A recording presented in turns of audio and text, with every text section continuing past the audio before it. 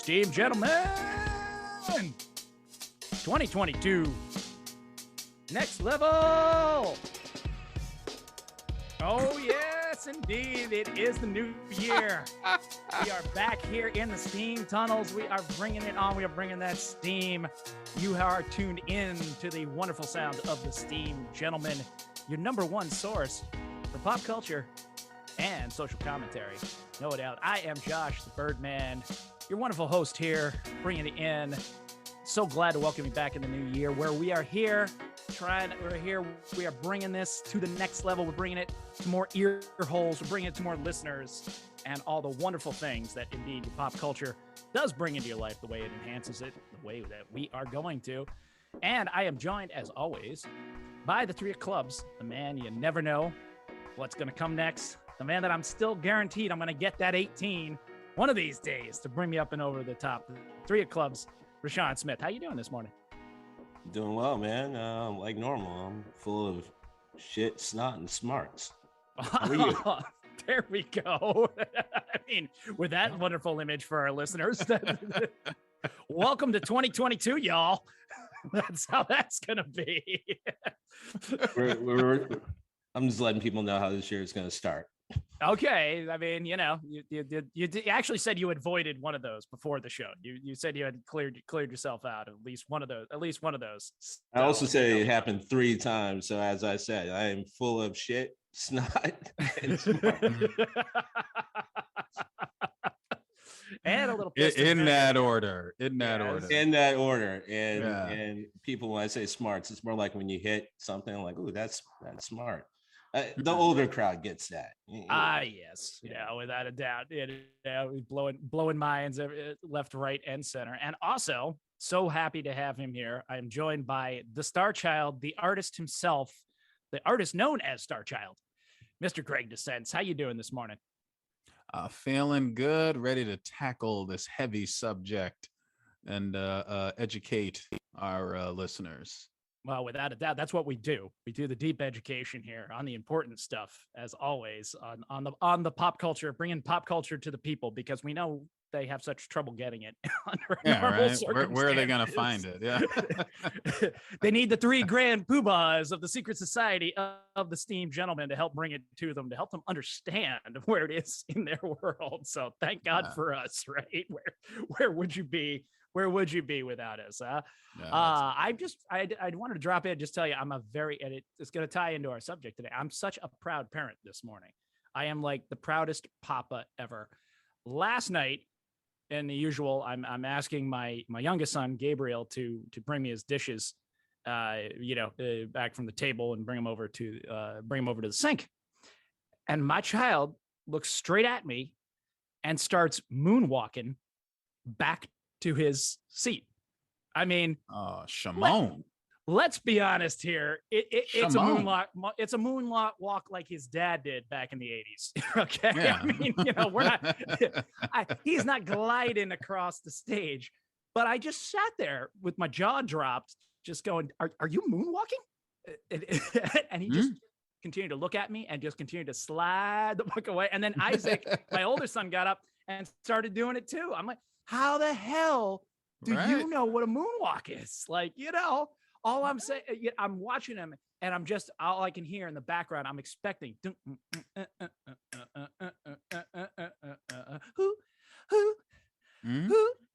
I wanted this. I really wanted, as you said, Greg, you thought your superpower as a child was that you could step on, if you concentrated hard enough, if you stepped on the pavement, it would light up. Absolutely. I was waiting for that moment with my kids. That's all. Maybe, RaShaun can relate to this, but the 80s, the early 80s were a very difficult time for a young black child, because people still had, a remembrance of who buckwheat was, and you never wanted to be buckwheat. Facts.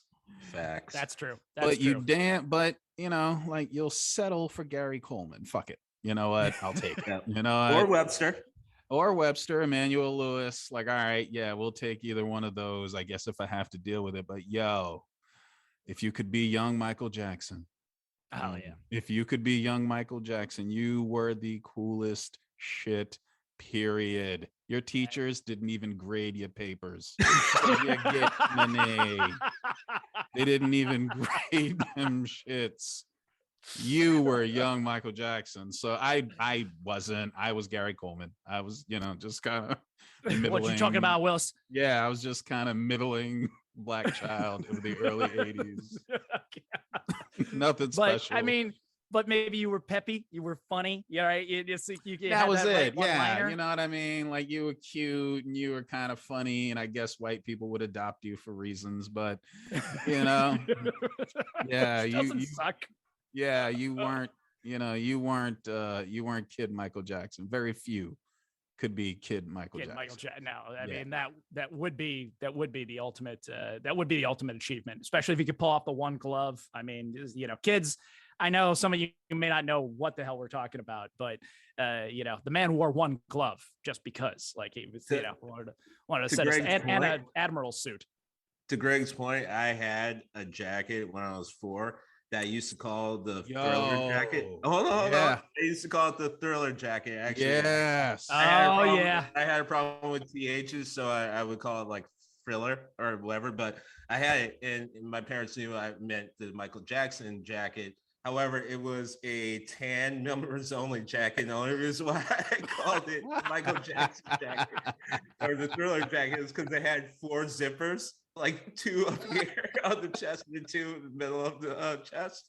Oh shit! So that's all I did. I'm like, look, you guys aren't gonna give me the red and black one. I know that. I'm not even gonna ask for it, but I'll just settle with this because it's got 4 zippers, kind of in the same spot. Kind of the same spot. Not even the same color, not the same fabric, not even the same style. But I'm like, fuck it. It's got 4 zippers. And I mean, if you can have some black shoes and pretend they're the Bruce Lee shoes. Bro, I had kangaroos. I don't know. Man, the kangaroos. That was it. I had white and gray and blue kangaroos. I was just happy I could put something in a little zipper. And the little zipper pocket, which, by the way, could hold like 10 cents. And when I mean 10 cents, I mean in like a dime. If you put 10 cents in there, that pocket was going to break. I mean, you're tying it back to another 80s sitcom reference that you had your sister make you an official Gordon Gartrell, is what it sounds like. If you remember that, right? You had Lisa Bonet sew that up for you and call it the Thriller jacket or the Thriller jacket, as you were saying. So there's a lot of struggles that I had. I'm sure young RaShaun was cute as hell, though. I'm not gonna lie. I'm sure that was like the cutest thing in the world. I would say a lot of my papers got graded. Mine got graded harshly. Yeah. No. Take your non-Michael Jackson ass out here. Damn your homework. Hello, not Michael. Michael, how are you today?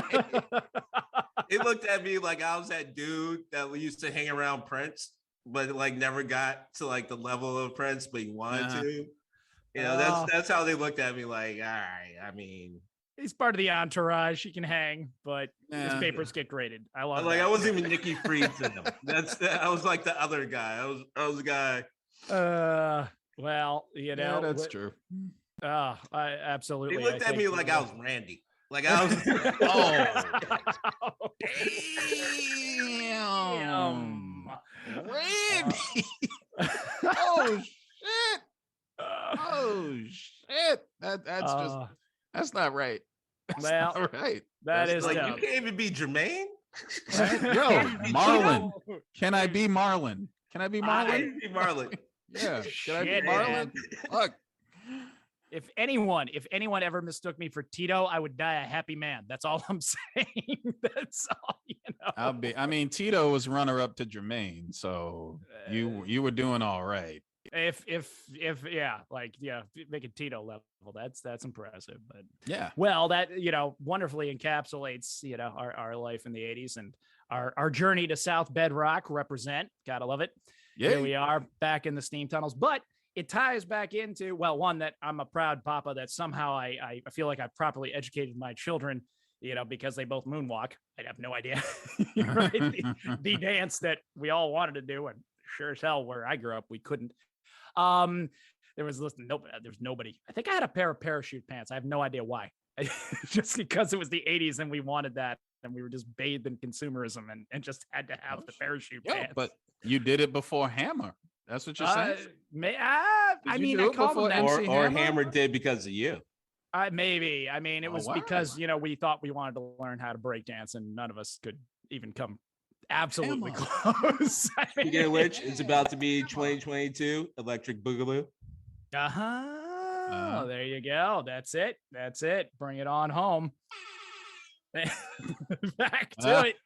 Steve Gentleman 2022. But for our first subject of the year, we did want to kick it back to some music. So that's why I was just so pleased that my kids somehow had, picked up, the osmosis of Michael Jackson's Thriller through the air, or Billie Jean was Thriller. Yes, Billie Jean was Thriller. I'm more of a Around Midnight guy, I gotta admit, as I've aged. But when I was a kid, Thriller was the shit. But part of what we wanted to talk about was not only the music, because that's a subject we want to keep returning to again and again, but we're talking about what, part of what enhances the music for us is knowing the stories behind the songs that we love so much, because songs are just that. In a lot of cases, they're small little vignettes. They speak to us. They go to our emotions. They go to that common place that we all understand. And stories, let's face it, there are only so many of them. We love rehearing them, but we know it. Boy meets girl, boy loses girl. That's one. But what made it individual to each artist? What is it that, that stood out to these moments in time, to these talented men and women who could, in fact, then encapsulate it in song, right? In our form of modern poetry, in bringing it to us. And we really wanted to kind of dig back into those backstories. And Greg, so kindly, and saliently suggested that we should bring in a little more music this year and talk about it. Because really, you can't talk about pop culture and social commentary as we do and not be taken on music. It is a very commonplace where the two are married. So I wanted to give it on over to the Star Child, give him his 10 minutes of fame here, as he talks about Royally, what were the music and what were the stories behind the music that made him wonder, grounded him so much in love for the song. So Greg, take it away. I'm going to do a couple of things. I mean, yes, it's a song or a couple of songs at least, but it's more like, it's just nasty. I'm going to talk about the sex. I'm going to talk about the sex and the music and the sexual revolution, because that was part of the most important part of why we needed music, because why we needed art, why we needed music, because it gave voice to the things that most of society wasn't going to let you give a voice to. And, we like to make it sound like it was like that one time, you mean Two Live Crew? No, damn it.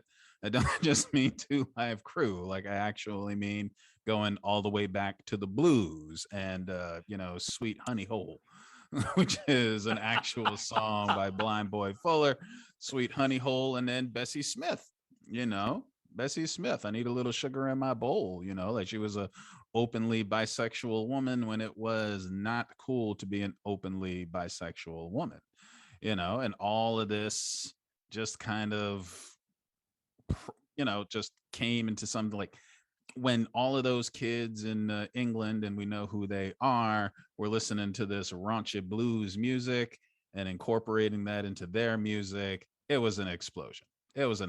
So, all of that, it's integral to American popular music. You can't get away from the sex. If you're a cheesy pop star who needs a quick hit, you're going to make a song about sex. I mean, just look at, Britney Spears' first album. Can we just congratulate Miss Britney for being free? All right, let us all rejoice today. I mean, good for her. I'm very excited.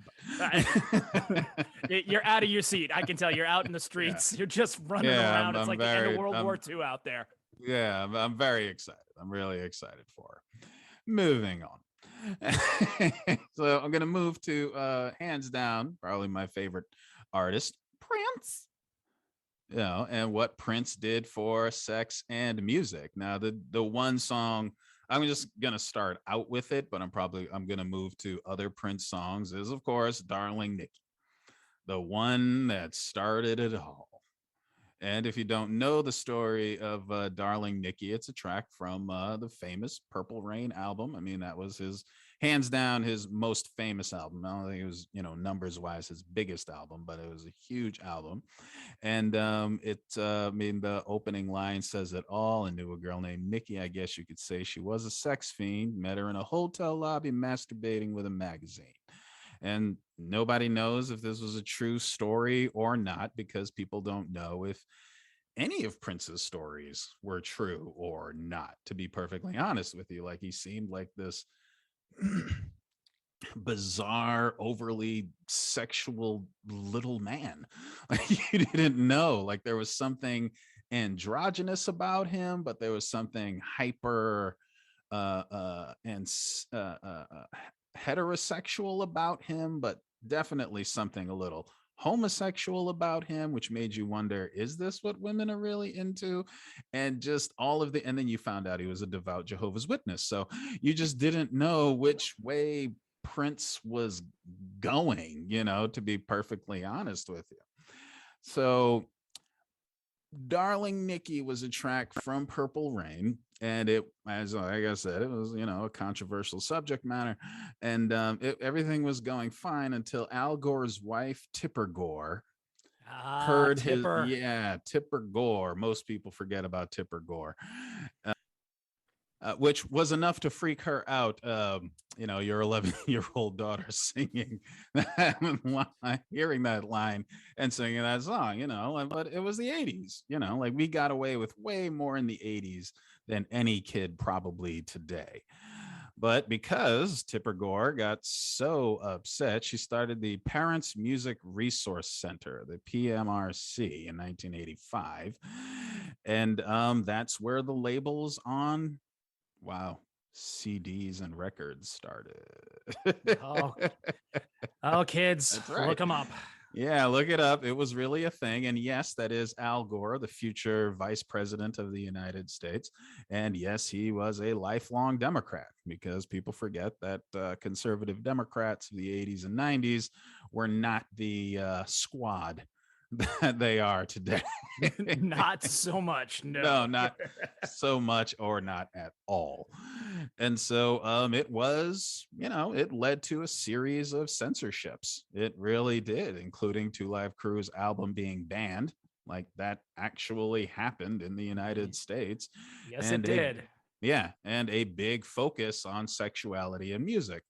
Luckily for us, Prince, he gives those shits. He does not care.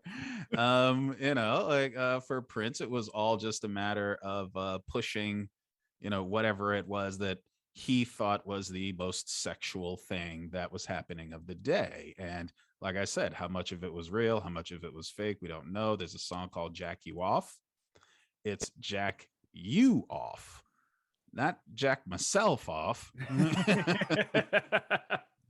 So is this homoerotic, or is this not homoerotic? Or do you jack you off, meaning stimulate her clit until she orgasms? Where are you going with this?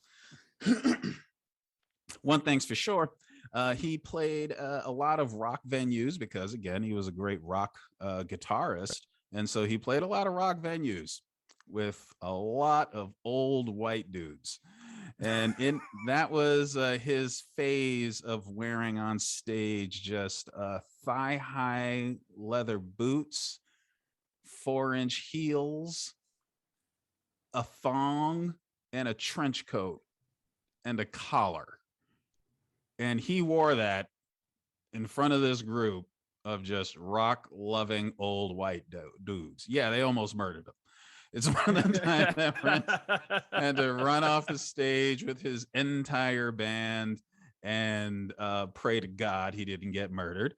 And he's from Minnesota, of all places. He's from Minnesota. I mean, yeah. So yeah, for him, like, it really wasn't a big deal to be like in these big groups of Midwestern white guys. Like, it wasn't strange for him at all, but it's strange for them. This little oily man in his trench coat, who just looks like the world's most badass flasher, just shows up on your stage thinking you want him, thinking, you want to be jerked off by him? No, he almost caught a bottle to the head. I think just making them. And then his classic moment where he was it the MTV Music Awards where he sang "Get Off." Yes. Yeah. I And think that's that was where empty. Yeah. Yeah, the assless yellow jumpsuit. Yep. Yeah, with the perfectly pimped hairdo. He played "Get Off," 32 positions in a one night stand. So obviously, it's all about sex. 32 positions. Did you though? You know, like when you were young.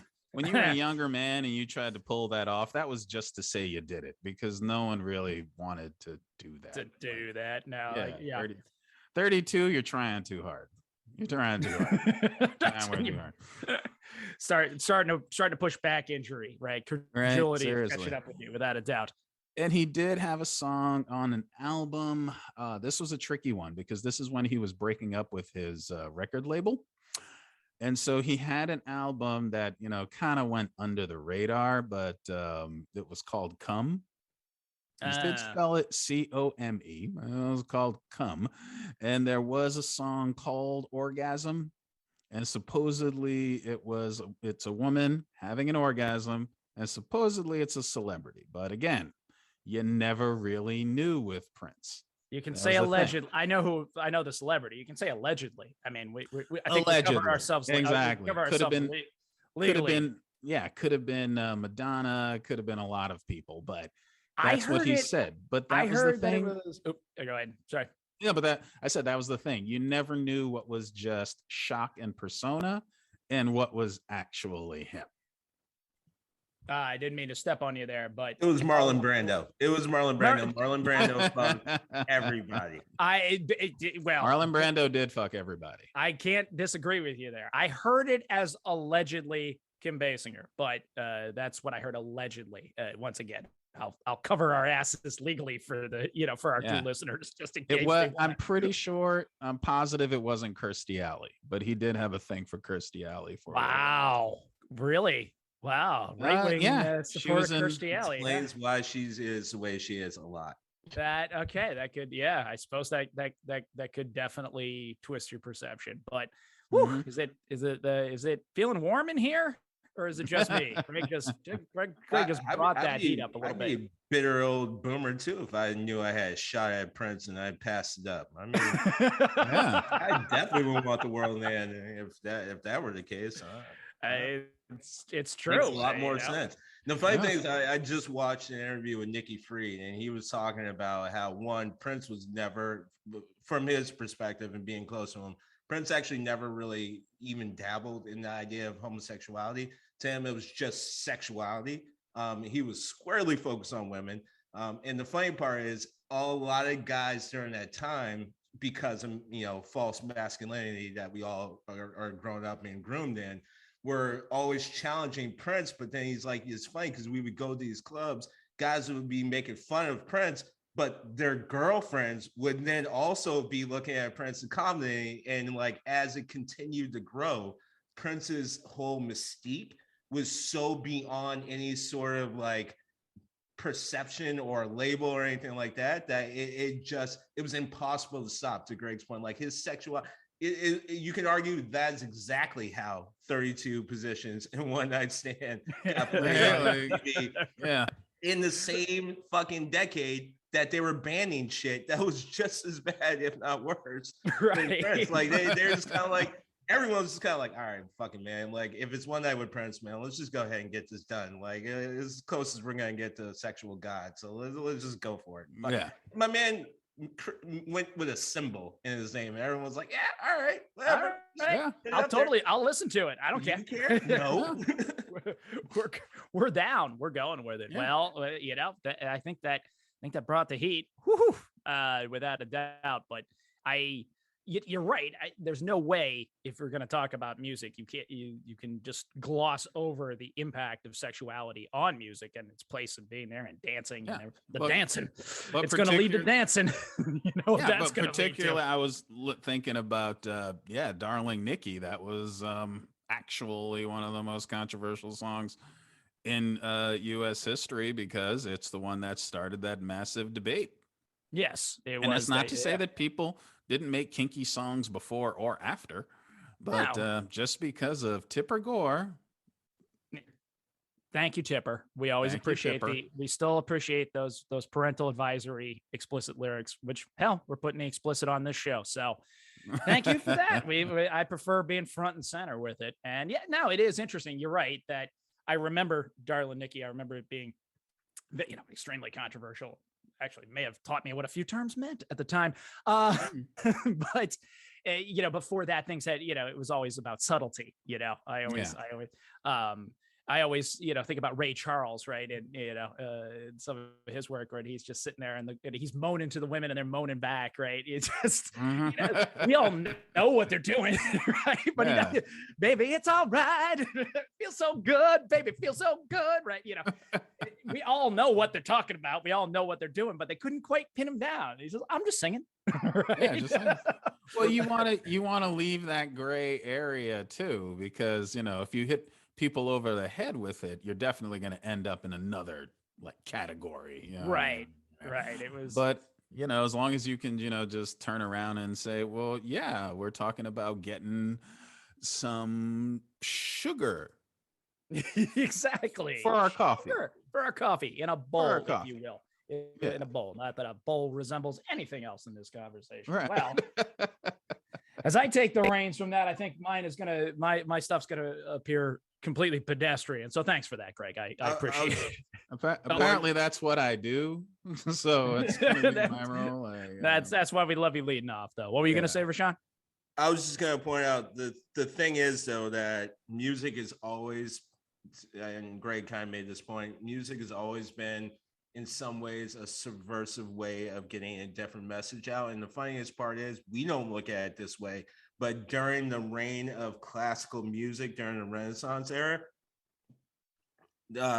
guys like Beethoven, Mozart, and stuff like, they were actually considered in some cases the renegade musical artists. Absolutely. Who were pushing their music to literally get to a sexual sort of message or situation.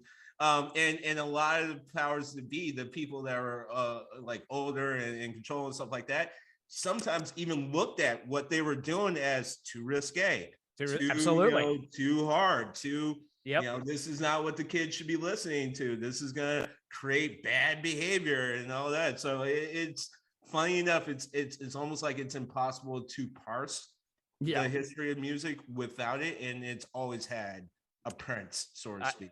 I talked about it in a previous episode about the magic flute being, this, how dare he write an opera for anybody as opposed to for the emperor, of Austria.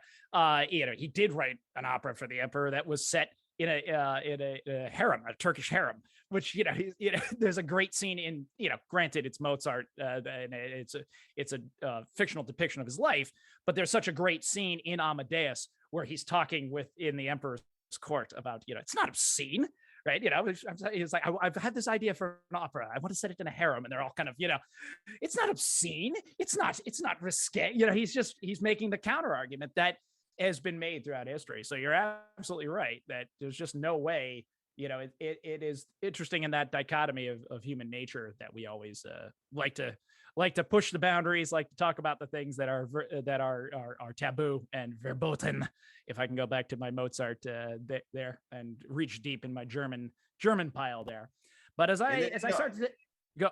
Well, I was just gonna say, and the artists knew what they were doing too, because and absolutely, a lot of them were doing it to get to the desired result. Like, oh yeah, no, I'm doing this for the women. Absolutely. No, you can call it art all you want. I'm just saying, like, I'm here for the money and for the women. So you can keep the fame. I don't give a shit. I'm gonna put on this powdered wig because I'm actually bald from the alopecia, because none of us have actually running water or fresh water. I'm gonna put on this perfume because I haven't bathed in like a month. And by the way, my bedroom is also my chamber room. But yeah, I'm gonna do all that, and I'm gonna try to get some women with some of these musical chords. So go ahead and step back and call it art. I'm gonna call it signals. Well, as I say, mine's gonna appear amazingly pedestrian, but I'll do a little with sex because that's how we're going to close it out because love, sex is always, is always in the muse for the artist. There's just, it's hard to take it away, but I'll start with war just because I just, wanted to point out in a couple of my favorite songs, how it goes in the background, how it's, you don't take it out.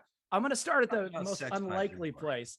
Well, sex, war, they are intertwined, and they have certainly led humanity down several, maybe less than desirable paths, without a doubt. I'm going to go to one war song that I hope I'm surprising people with here, that people are not going to see coming. I really hope so. It is, those Vietnam protesters that you always know, the Monkees. Now, this is one of the tunes not written by them. It was written in the stage. I think it was co-written by Neil Diamond, but RaShaun, maybe you can look that up. But the happy, peppy, go lucky song, Last Train to Clarksville, right? Their number one hit by far, the song that people associate with the Monkees. But one of my favorite facts is if you listen to the lyrics, it is about a young soldier about to ship off to Vietnam, right? And that's what I think I like the most about it. You take this really heady subject that was on people's minds quite a bit at the time. We're just out of another, we're just out of our longest war that was all volunteer. And thank you for your service and all the other good things I'll put out there. But at this period of time, young men were being drafted, right? And you knew your likelihood of going to the war by your draft number, right? This was all those things. People just ask what your number is. All right, RaShaun's got the facts coming in hot here. Tommy Boyce and Bobby Hart, which were part of the team responsible for writing Monkees hits. Right, and they were the most front and center. I know Neil Diamond was part of it. You can kind of hear his influence in some other songs, but I just love the fact that when I learned that, because I listened to that song for years, right, and it just sounded, it was a poppy hit, and but the constant refrain is, I don't know if I'm ever coming home, and it never hit me. Also, I was born in '74, the year the war ended. So I was listening to the song long after that war had ended, and up until the 2000s and 90s, hadn't experienced America in a war like that. Just never, the line just completely went over my head. So I just think it's so interesting when you hear that, that he's making, what sounds like this just peppy pop song, but he's really making this desperate plea to whoever it is. I'll go with, I'll be a little heterocentric, but say it's his girlfriend, but could be boyfriend, whatever. Don't matter to me, but whoever this person is, he really wants to see, of course, before he's leaving, right? And doesn't know if he's going to come back alive. So that's where I started off, just because it's one of those favorite things that slip it, as we were talking about earlier, kind of maybe hiding the message, right? Because still even making anti-war songs or songs even questioning the war was a little controversial. Flashing forward to my generation, the generation that comes up after the war, I have to give a little shout out to Alice in Chains' classic, The Rooster. Lane Staley, the guitarist, wrote a song, and he'd had a very difficult relationship with his father, who was Feed me, Seymour. Feed me. There you go. He'd had a difficult relationship with his father. He divorced. He was alcoholic and somewhat abusive, and a lot of it was the trauma left over from his time in Vietnam. So interestingly enough, he did his best musically to try and express, what he thought his father was feeling. So if you hear that song, and the rooster holds so many meanings. His father is with the 101st Airborne. There are not American bald eagles, and there are different eagles in Asia, but the locals compared the visage on the patch of the 101st Airborne to a rooster because it looked more like it to them, right? We have this, it's just what people are going to do if you don't have anything to compare it to, or it looks more like one thing than another. As well, I didn't know until I watched a little video on that subject. His father was a big man and was on the M60. And I guess the muzzle flash from that looked kind of like a rooster's crown. So that was another reason for it. So it's just interesting. A song I could always tell was about war, but to get that personalized view of it, right, that he was trying to bring that up. And I guess when he, later was able to somewhat reconcile with his father, at least have a relationship, he asked how I did. And he said, son, I can't listen to the song anymore. Like you've nailed it so well. I can't listen to it, which is a hell of a thing, a hell of a feat for a father to do to a son, for a songwriter who had never, a musician who grew up and did pretty much the opposite of what his father had to do. Like he never had to serve, and crawl through the mud and watch his friends die and all those things that came with that war, any war, frankly, any war. There's just no such thing as a clean or good one. That's something you realize when you've reached the esteemed gentleman's ages in their 40s, right? That this shit is just not fun. It's just not fun in any way, shape, or form. So those were two songs that are very different. One you can absolutely tell is about war. The other, we're sneaking the message in. But I just thought those were interesting contrasts. But going, now taking it back to love, though, this is really the central thrust of I'm going to go full tinfoil hat in my last 5 minutes here. So we're going to go full conspiracy theory about love and sex and songwriting and all of that. Bob Dylan, you may have heard of him. He's got a couple tunes, maybe not, kids. If you got to Google him. I don't know which audience I'm speaking to. But he has a famous song called Like a Rolling Stone, right? And if you listen to it, it's an embittered love song. It's after he's broken up with the girl in question. And just talking about her life. And it is widely believed that this and several other songs as well by me, that is based on a woman named Edie Sedgwick, who had sort of an interesting meteoric rise. She is chronicled in the movie Calendar Girl. And I'd never heard of her before that movie. So that's why I like, why we launched the podcast, is I want to have that chance to kind of go in and talk about those things. But she had a very difficult family upbringing and a socialite life. And the whole family was dysfunctional and dealing with depression and drug use in the 60s, in a time where it was happening so often, but nobody talked about it. She was fortunate enough, financially speaking, she was able to move to New York on a trust of about 80 grand, which in 60s money was hundreds of thousands of dollars, to move to New York and establish herself. And she started hanging around the Factory, which was Andy Warhol's club, if you will, to produce art and films and photography. And she became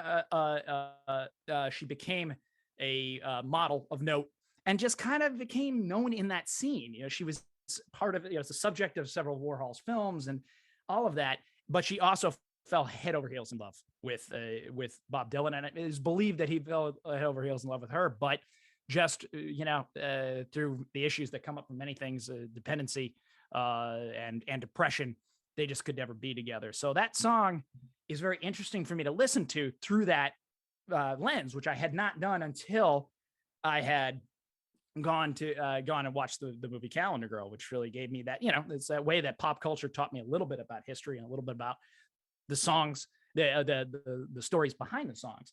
Now here's where I'm going full tinfoil hat on you as I end here. I might go a little over time, but we'll try. There is another artist from that time. Now, an artist I am very fond of and I think is absolutely incredible. Also cuts in that line of heterosexuality, bisexuality, homosexuality, all where everything kind of blends together. That character that people, wanted to throw bottles at, but was still incredibly popular. And that's David Bowie. A great artist. One of my favorites. I see Greg getting out of his chair, ready to punch me out, just to defend Prince's honor. I'm not attacking Prince in any way, shape, or form. We can do both. It's fine. Yeah, absolutely. They're just both very talented men who wrote songs, who also pushed a lot of boundaries and made a lot of questions about gender and a few other things that come up. He has a song off of Hunky Dory, which is called Queen Bitch. And it's a very interesting song. Firstly, it is absolutely an ode to Lou Reed. The music in it is very much playing off of Velvet Underground riffs. And he very well may be talking about Lou Reed. He very well may be talking about Iggy Pop, all these very people he might have been sleeping with at the time. It's unclear, but the protagonist of the song is watching someone. She's down. I'm up on the 11th floor, and I'm watching the cruisers below. She's trying to score, so I'm having a hard time seeing her letting him go. these, it's this interesting song where he's had this chance with somebody. He's using the female pronoun, so I'm gonna go with that assumption here. But I always thought that was like his view of Dylan's relationship with Edie Sedgwick. There's just a way that he presents this woman. She's a sweet talking girl. Who's known to push ahead of the dames. She talks about her being in the nightclubs and just being known in the scene. And through no other reason than just my own paranoia and my own tinfoil hat deal, I'm always like, oh, he's talking about Edie Sedgwick because of just where she occupied that space and that time. And, he could have run in some of those circles. And I know he was friends with Dylan, and he definitely was in New York around the right time. So as I say, total, paranoid tinfoil hat conspiracy theory. But that's always my thing, is that Like a Rolling Stone and Queen Bitch are about the same person. And just in my humble opinion, that's all. Definitely really do believe, even though Dylan's never said it, that Like a Rolling Stone, and also he's got one other song, but Just Like a Woman, I always felt was certainly a love song to her, but taking a little more than my time. But I'll surrender that back to the gentleman and that grist for the mill and what they think about it before we kick it off to RaShaun. I don't have a problem with that. I mean, it might be, because the thing about Dylan was, I mean, he wasn't the sexiest guy in the world, even at the best of times, So, how he did or how he would deal with a lot of his relationship issues and women was awkward. Was really, really awkward. So that's not a shock. Yeah, it's not a stretch. Yeah, it's one of those things. Like I say, it may be something, and maybe something like many conspiracy theories will never know for sure. But that is, that's just always one of those things. And it's a song I love. I love that whole album. I love Hunky Dory, and I've always loved that track off it. It's one of my favorites. I even work out to it all the time. There's just something about it it's catchy. It goes back to my first song. That kind of catchy, poppy, bouncy tune that's really embittered, really talking about dark subject matter. I think that's, to me, one of the most fascinating things is when you can, but I think that goes very well with my sense of humor, which is admittedly dark. Yeah, it happens. I mean, I have no problem believing that. Yeah. Well, all right then. And, oh man. And touching on your point about David Bowie and Prince, I mean, they really do. I mean, all right, yeah, David Bowie was like, I'm from space, but yeah, the androgyny, the sexuality, the possible homosexuality, like both of them, juggled those things. And again, you never really knew what was Prince, and you never really knew what was Bowie, but I think absolutely. that's the important thing. Like it doesn't matter what they really are. What matters is what it's making you feel and think, what they're bringing forward. Right. You know what I mean? And, you could even make the argument that it's even braver if you're not at all homosexual, but you are validating homosexuality because you're saying it's just all a part of sexuality. Right. It's nothing strange. It's not an other. It's nothing that you should, deserves a different label. It's like, no, it's all part of the same thing. And it's entirely up to you to embrace it. And I'm going to make you question that. Now, go fuck. With that, go forward. Yes. Now, go forth and fuck. I think that we need to make that into a soundbite one of these days for sure. Go forth and fuck. I can't do it like that. But with that, let me hand it back over to the Three of Clubs, because I want to get his take on where he was going with his musical lessons today and with his song stories to illuminate us and educate us in the pop culture as we so need to be.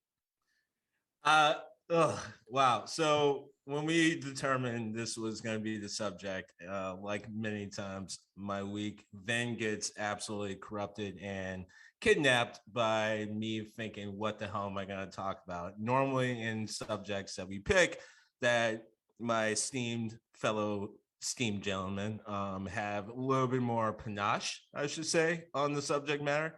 I think we've established multiple times that Greg is definitely our resident expert when it comes to a good amount of music, especially Prince related. And then as Josh just, aka the Birdman, just illustrated, he can go depths of knowledge into decades past and all that good stuff. And I'm the person who predominantly listens to music on shuffle.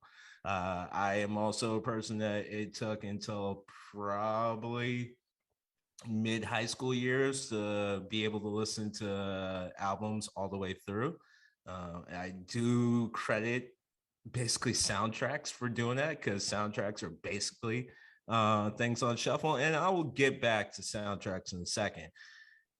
Life has a funny way of directing how you look at things, how you feel things, how you experience things, and music is no different. And sometimes it allows you an entryway, let's say a bridge, a path into other things.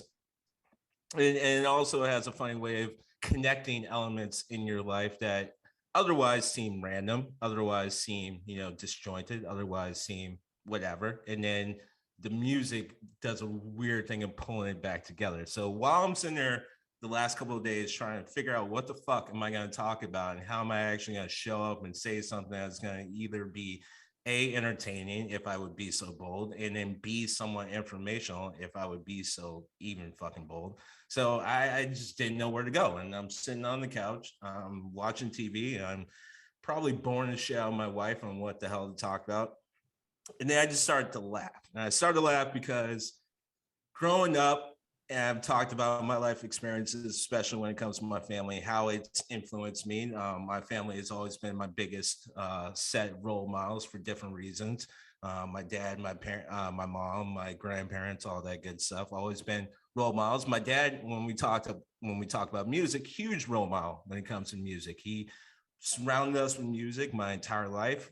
Matter of fact, I thought my sixth siblings, I have four others, or my fifth sibling, because I have four siblings. I really thought my fifth one was the records that my dad would absolutely make sure would move with us. We moved like a military family.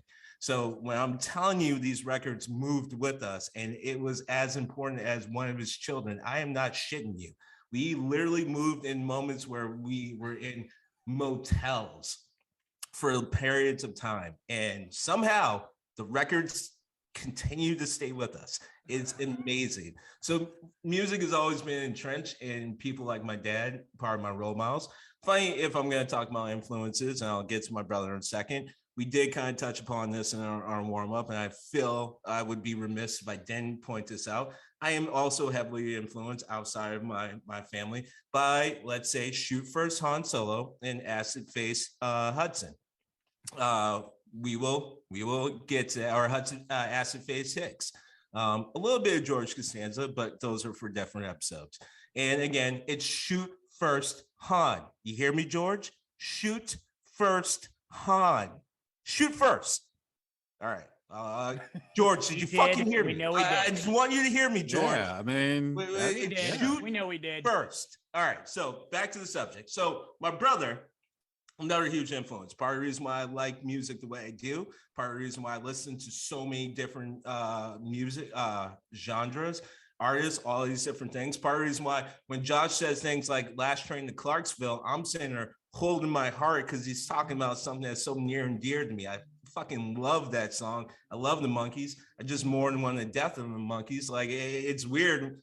And I think some of the viewers are trying to get into the point of understanding how fucking eclectic we are because you're listening to a 41-year-old black man tell you that he loves The Last Train to Clarksville. Also, when Josh was talking about the Rooster, I damn near cried because one, I know the story of it. Two, I love Alice in Chains. And three, that is one of my favorite songs of all time. I will listen to that song on repeat for a good hour and will have no problem with it.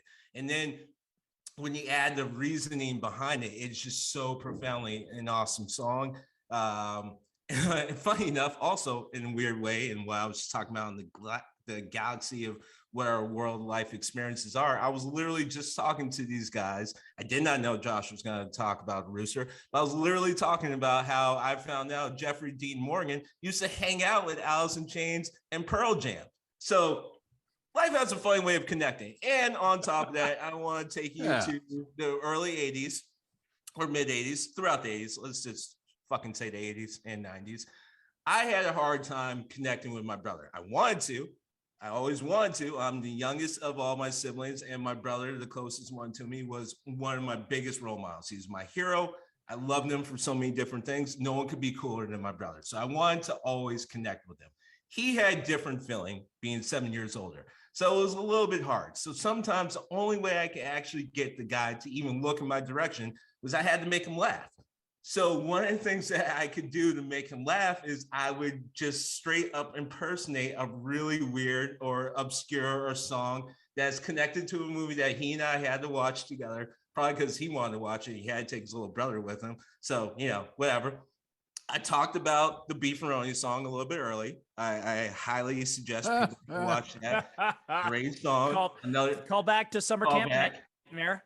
And that was one song that I could always go to make him laugh. But another song is connected to, let me say, opus of a movie. Let me say groundbreaking. Let me say legendary, The Lost Boys. Now, funny how we talked about different messages and sexuality, because the weird thing is I didn't even think when I was watching the movie as a young kid in the late 80s, I didn't even factor in what was going on in Corey Haim's room, right? You got a poster of Rob Lowe half naked on Corey Haim's room. No one's batting an eye. No one's even thinking about it. Also, and I would like to credit Looper, because I watched one of your videos say on Lost Boys, totally just pushed this out of my head because I wasn't even thinking in this direction. But also, no one wants to pick up on the fact that all the vampires don't give a shit about Star. Like Kiefer Sutherland's, his character does, but he's also the guy that was kind of like in the middle. You know what I mean? So you can read through the lines of what I'm saying. So, but the rest of the guys are like, yeah, fuck Star. We don't care. We just want to hang out with each other in this cave by ourselves. That's it. And then Michael comes along, which, by the way, fun fact about the movie, Michael has said 100 times. The movie is 90 minutes long. Again, shout out to Looper, but I didn't even think about this math. That means you hear the word Michael one time every minute for the fucking movie. That is incredible, right? So beyond that, and why am I talking about Lost Boys when we're talking about songs? Because the song that I could always go to make my brother laugh, no matter what the fuck was going on and no matter how mad he was I would just hold up one hand, shake it, and then move my hip to the left, pump it hard, and say, I still believe. I am talking about my man, Timmy fucking Caps, Tim Capello, the fucking oiled up saxophone player who somehow brought this mega hit to a fucking movie and no one cares. But let me break down the scene real fast. All right, so we're talking about Lost Boys. You shouldn't watch the movie. If you don't know the movie, I ain't got time. Josh is holding up the finger like I'm gonna listen to that. You know I got 4 more minutes. But anyway, we're talking about this movie, right? The whole scene is basically a concert in the middle of a goddamn beach boardwalk, like giant party going on. And for some reason, we're supposed to believe, I can believe the vampires. I can believe all these other things. I can believe people want to hang out, vacation in the quote unquote murder capital of the world, which is a fun fact considering that town didn't even exist. But you knew exactly if you're from California, what you're looking at. So it was kind of weird that they're like, don't call us who we are. And we're like, we know who you are. But the point being is this whole thing exists. So there's a concert and you're like, all right, cool. I get that. Like all this is believable. And then this guy gets up there. He's got this long fucking crimped ponytail that's barely like just on the side of a jerry curl. He's fucking muscle bound. So you think like, wait, hold on. Arnold Schwarzenegger is in this bitch? Like, what the fuck just happened? He's oiled up. He's shirtless. He's wearing a goddamn chain and he's playing a fucking saxophone. Like by the time you get to the lyrics, which are epic, and I guarantee you they are epic, it doesn't even matter. So we're talking about a guy, quick history, because this is what the episode's about. We're talking about a guy who used to basically be on stage with Carly Simon. Carly Simon gets a weird case of stage fright, can't move on. Tina Turner has been picking up on the fact that Carly Simon's had this saxophone player giving a whole lot of energy. So she's like, you know what, fuck it, you should hang out with me. He does a couple of songs with Tina Turner. He goes on tour. but still, no one knows who the fuck Tim Capello is other than these individuals in the industry. Tina Turner then looks at him and says, "You should be acting." He's like, "Yeah, fuck it." So he moves on and somehow gets a situation or some look at a movie that, by the way, was originally supposed to be for kids. Richard Donner, another connection in my weird life. By the way, rip Richard Donner. We miss you. We want you back, but obviously, everyone dies.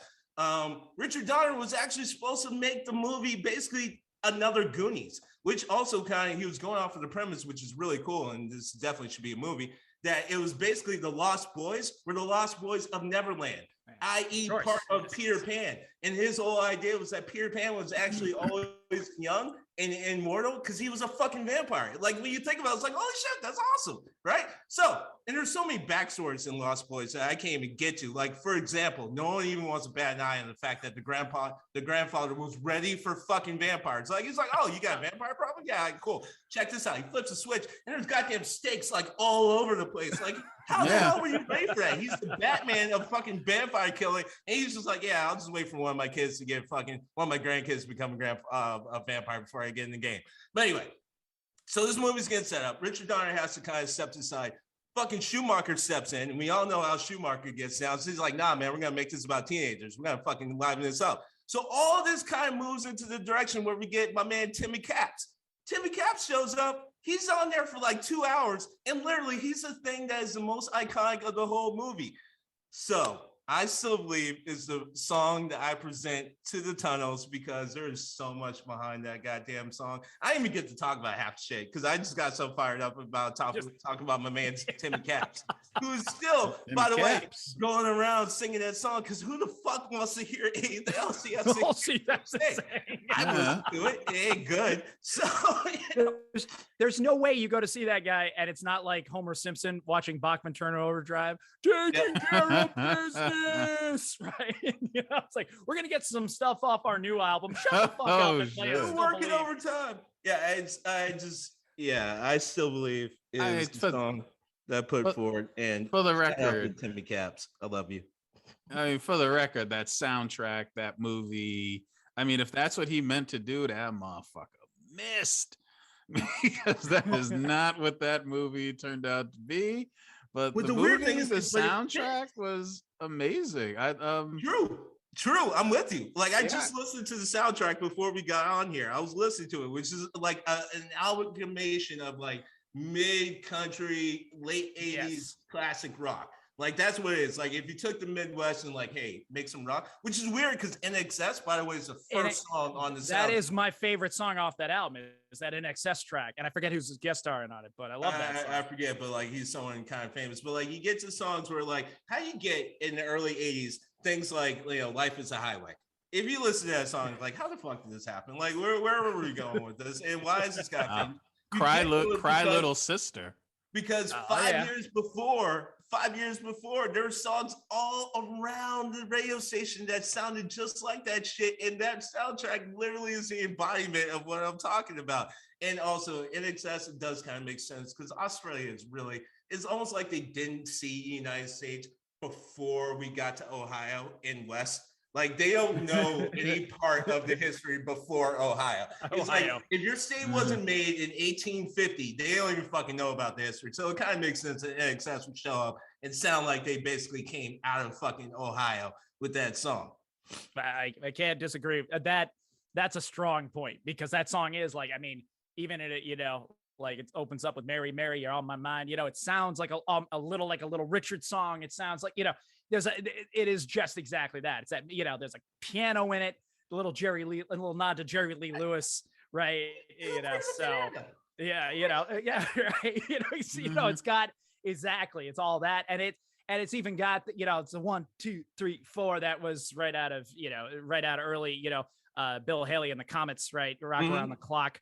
It's got that dance, it's got that music. You can swing dance to it. I mean, look, like I said, I left things out from Timmy Capello. Like, look, my man, funny enough, connection to Boston. He went to the New England School Conservatory, Music Conservatory School, whatever the fuck it's called. You know what I'm talking about, Josh. The conservatory, yes, the conservatory. He went to that, and then on top of that, my man really tried to make heavy metal with saxophones. Like I forgot which guy he was talking about, but he's best friends with someone who ended up being in a metal band, and it was super popular in the '80s, and so like they were best friends and hanging out. Also, the reason why he got buff is because the dude used to be a heroin addict. So he's like, all right, I'm going to easily die doing this shit. So I'm going to start working out. So he worked out so much that it just happened that he just showed up being buff and oiled up.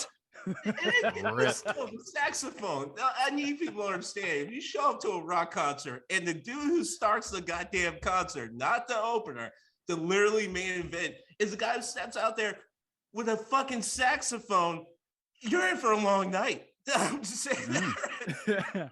And you know, I'm gonna wrap it up here and bring it home for the people. But I got to tell you, if you've never seen this, please go see the movie. I'll try and remember to put it in the episode description, the scene that we're talking about. He is gripping that one fucking saxophone with one hand, like Michael Jordan palming a basketball. Okay, like, you know, it's a feather. Like he is just barely ripping the shit out of this. And you can see the veins pulsing in his arm. And it's like, he is absolutely like he's trying so hard. Yeah, he's trying so hard to be like the Glenn Danzig of glam rock, of glam metal. Yes. Fair, Glenn Danzig happened after him. That's true. I'll give you that. Yeah, but people care about Glenn Danzig, so that's why. But Danzig happened after, so you can argue he was trying to be the Tim Capello of fucking metal music. You could absolutely try to argue that. Well, you know, Tim came Capello, before the other. Tim Capello. All I could say is, my man Timmy Caps never quite made it to where he should have. Never quite where it is. But yes, it is the Steam Gentleman 2022 next level. That's where we're at. We are turning to you.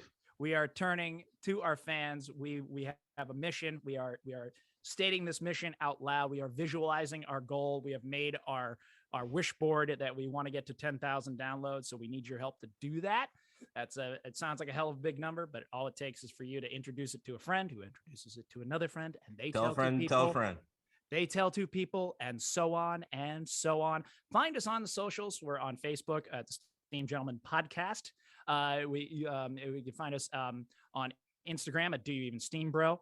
Our mail address here for those of you. I'm speaking to the millennials here. You've got mail. Yeah, if you want to mail into us, we really want to hear from you. It is doyouevensteambro@gmail.com. And you can follow us on all of those spaces and listen to us on Spotify or Apple Podcasts. Probably the biggest thing you can do for us is rate and review. I say it all the time. Rate and review on Apple Podcasts, iTunes, wherever you can. That just is the gold standard there that helps get us pushed out on the algorithms, the evil algorithms that can take us out to the world, so you can hear us talk about more wonderful subjects just like this, about stories behind the music and our stories from our own life and all those things that we know you love to tune in to hear. For Greg, you brought us into this subject. What do you want to send us out the rest of the week with here? We're recording this on New Year's Eve, so talk about what you want for 2022, baby. I was gonna say, like my goal is to have it 2022 be, I don't know, just slightly less worse. Yeah. We're definitely at the don't hit me anymore dad stage of things, without a doubt. Yeah, I'll take that. And have do what you can, because that's all any of us can say anymore. So have a happy new year. Welcome in the new year, best as you can, do it properly, and be those people that bring something positive to the mix this year. Amen. Hallelujah. Without a doubt. We'll try and bring that positivity, bring that steam. 3 of Clubs, RaShaun, what do you want to bring us out for this week and into the bold future that is 2022?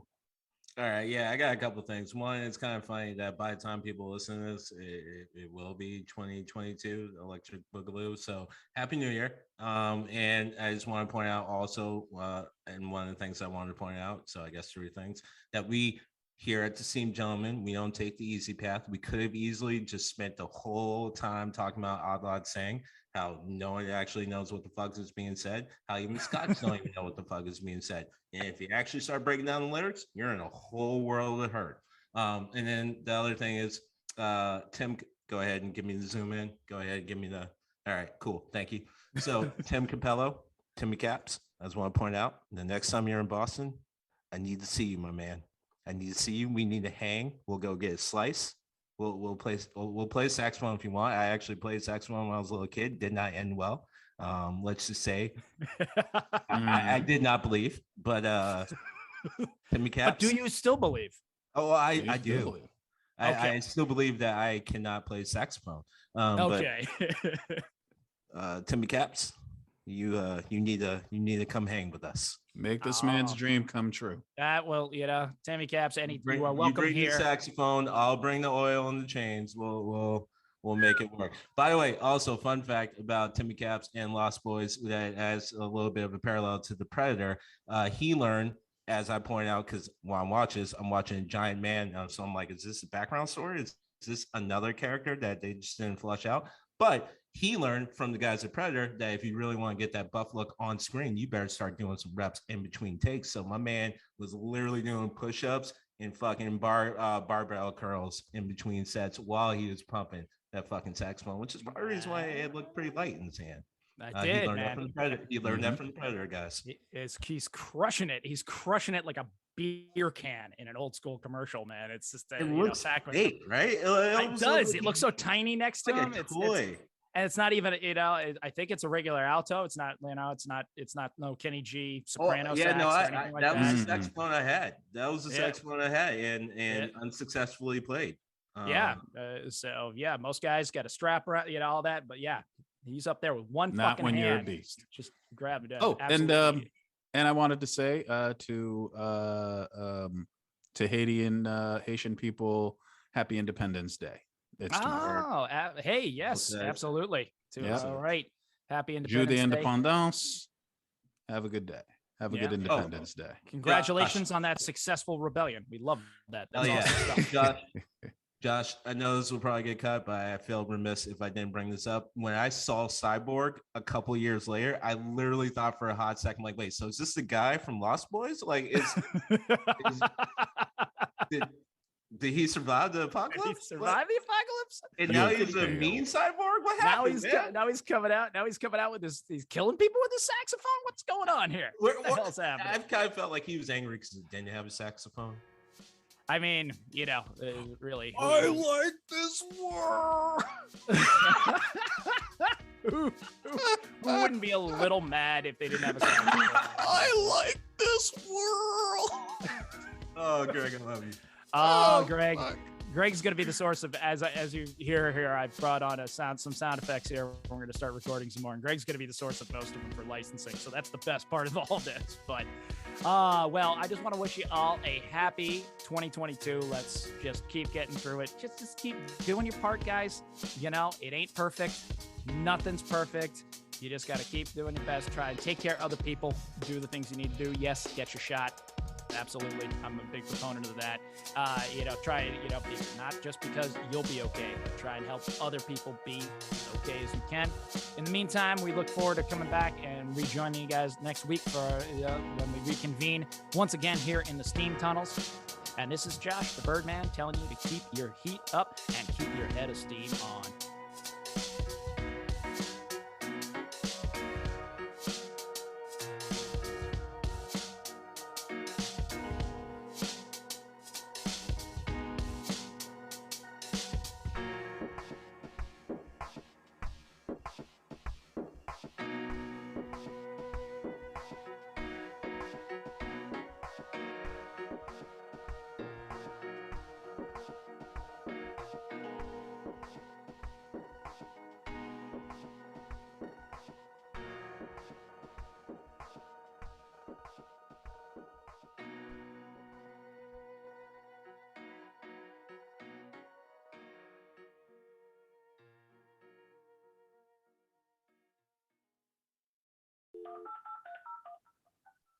Yo, that motherfucker got dial up, yo. Oh, dial up.